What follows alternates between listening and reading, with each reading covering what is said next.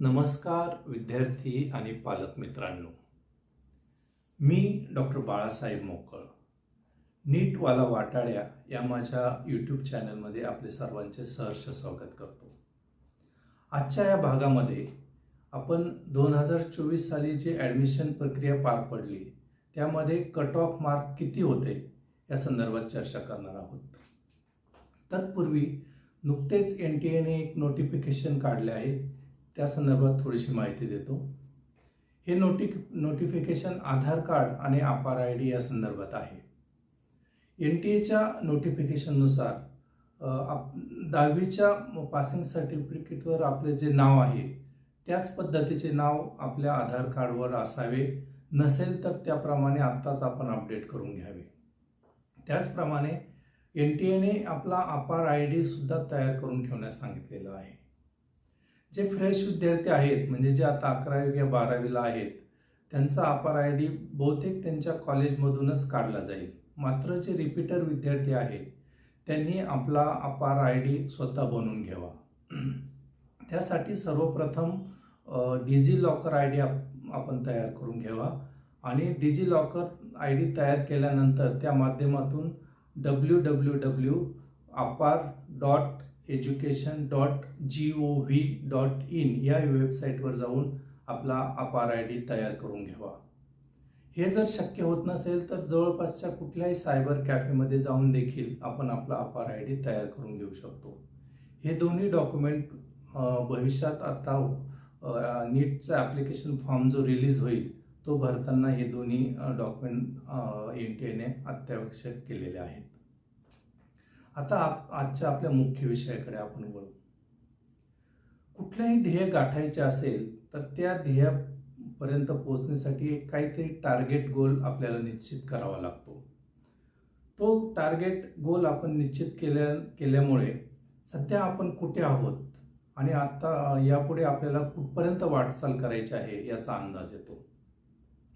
नीटच्या संदर्भात विचार करता 720 मार्कांपैकी आपल्या कॅटेगरीनुसार आपल्याला कमीत कमी किती मार्क आवश्यक आहे ते मार्क म्हणजेच आपला गोल आहे, तो सर्वप्रथम आपल्याला निश्चित करावा लागेल.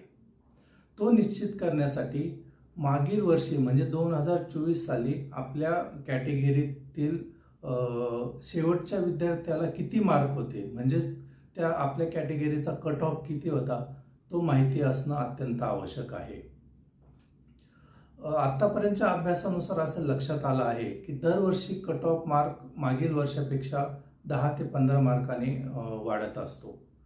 अपवादात्मक परिस्थितीत याच्यापेक्षाही तो वाढू शकतो. 2021 साली जवळपास 70 मार्कांनी प्रत्येक कॅटेगरीचा कट ऑफ वाढलेला होता. त्याचप्रमाणे मागील 2024 सालच्या ॲडमिशन प्रोसेसमध्ये देखील जवळपास 60 ते 65 मार्कांनी कट ऑफ वाढलेला होता.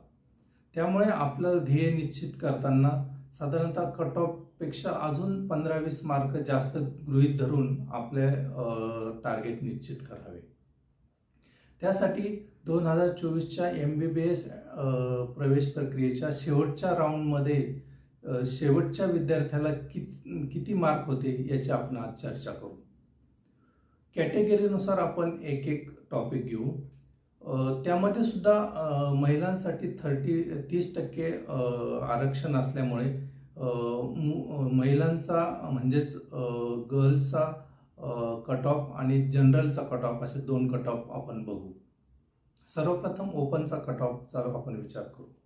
2024 मध्ये ओपन कॅटेगरीचा जनरलचा कट ऑफ 632 होता, तर वुमनचा कट ऑफ 631 मार्क एवढा होता. म्हणजे 720 पैकी ज्या विद्यार्थ्याला 632 मार्क भेटले होते आणि ज्या विद्यार्थिनीला 631 मार्क होते त्यांना शेवटची MBBSची गव्हर्नमेंट कॉलेजची सीट भेटलेली आहे. त्याचप्रमाणे प्रायव्हेट कॉलेजचा विचार करता ज्या विद्यार्थ्याला 598 मार्क होते त्या विद्यार्थ्याला प्रायव्हेट कॉलेजची शेवटची सीट भेटलेली आहे.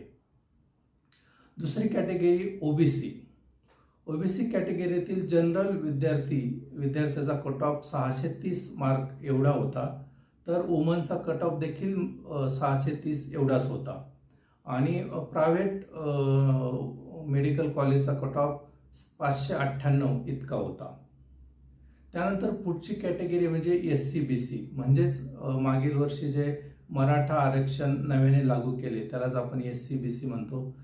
त्या कॅटेगरीचा जनरलचा कट ऑफ 625 तर वुमनचा कट ऑफ 619 पर्यंत होता आणि प्रायव्हेट कॉलेजचा कट ऑफ 597 इतका होता.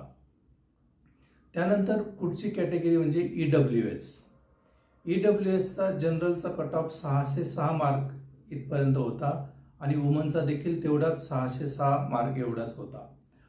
प्रायव्हेट कॉलेजमध्ये EWSसाठी कुठलेही आरक्षण नसल्यामुळे तिथला कट ऑफ काही नाही. त्यानंतर पुढची कॅटेगरी म्हणजे NTCचा जनरलचा कट ऑफ 612 तर वुमनचा कट ऑफ 612 इतकाच होता आणि प्रायव्हेट मेडिकल कॉलेजचा कट ऑफ 598 इथपर्यंत गेलेला होता. पुढील कॅटेगरी म्हणजे NTD कॅटेगरीमध्ये जनरलचा कट ऑफ 629 तर वुमनचा कट ऑफ 616 इथपर्यंत आलेला होता आणि प्रायव्हेट मेडिकल कॉलेजचा कट ऑफ 598 इतका होता. त्यानंतर पुढील कॅटेगरी म्हणजे NTBचा जनरलचा कट ऑफ 570 इथपर्यंत होता आणि वुमनचा देखील तितकाच 570 एवढा होता आणि प्रायव्हेट मेडिकल कॉलेजचा कट ऑफ 559 इतका होता. त्यानंतर पुढील कॅटेगरी म्हणजे व्हीजेचा जनरलचा कट ऑफ 594 आणि वुमनचा कट ऑफ मात्र 584 म्हणजे 10 मार्कांनी जनरलपेक्षा कमी होता आणि प्रायव्हेट मेडिकल कॉलेजचा व्हीजेचा कट ऑफ 585 इतका होता. त्यानंतर पुढील कॅटेगरी म्हणजे SC कॅटेगरीचा जनरलचा कट ऑफ 538 इतका होता आणि वुमनचा कट ऑफ 537 इतका होता आणि प्रायव्हेट मेडिकल कॉलेजचा SCचा कट ऑफ 531 इतका होता. त्यानंतर पुढील कॅटेगरी म्हणजे ST कॅटेगरीचा जनरलचा कट ऑफ 411, वुमनचा कट ऑफ 410 आणि प्रायव्हेट मेडिकल कॉलेजचा STचा कट ऑफ 399 इथपर्यंत आलेला होता. आणि शेवटची कॅटेगरी म्हणजे डिफेन्स कॅटेगरीचा अंदाजे कट ऑफ 575 ते 585 इथपर्यंत होता. या पद्धतीने आपल्याला आता मागील 2024चा आपापल्या कॅटेगरीनुसार कट ऑफ माहीत झालेला आहे. त्यामध्ये कमीत कमी 15 ते 20 मार्क ॲड करून आपलं एक टार्गेट मार्क हे निश्चित करावे आणि त्यानुसार आपण आपला प्रयत्न सुरू करावा. धन्यवाद.